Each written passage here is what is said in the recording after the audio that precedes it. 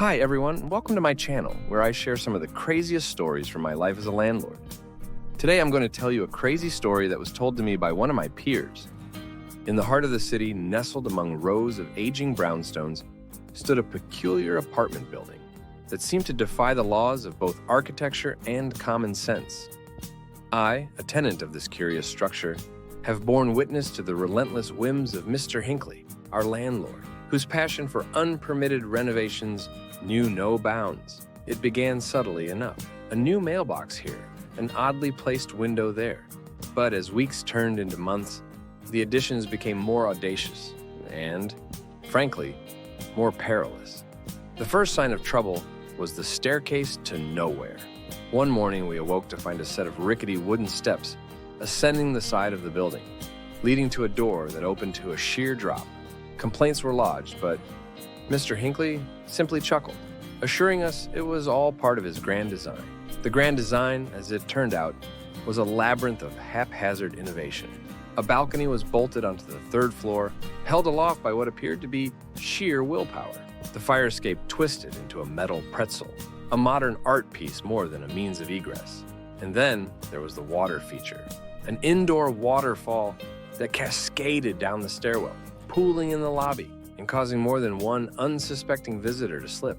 We, the tenants, convened in the newly minted atrium, a greenhouse that baked in the sun and leaked in the rain. Our collective unease had reached a boiling point. "It's like living in a funhouse," complained Mrs. Alvarez from 2B, her voice echoing off the glass walls.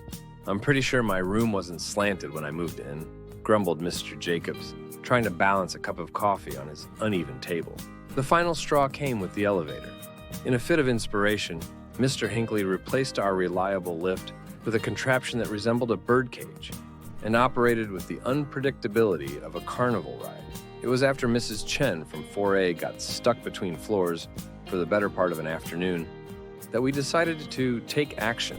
A meeting was called, not in the atrium, but in the relative safety of the local coffee shop.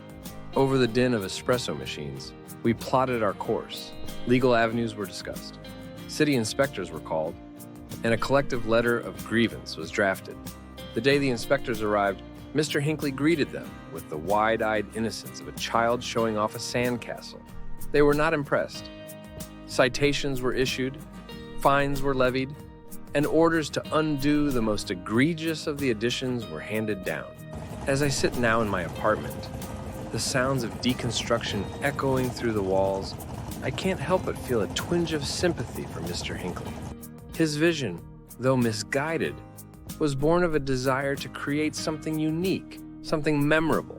Unfortunately, in his quest for originality, he neglected the foundational principles of safety and legality. The building will soon return to its former unremarkable state, and we, the tenants, will find solace in the mundane.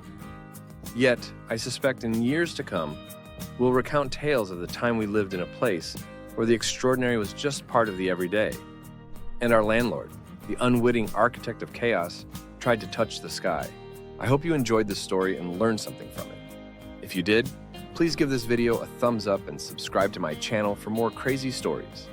And if you have any questions or comments, please leave them below. I'd love to hear from you. Thanks for watching, and I'll see you next time. Bye.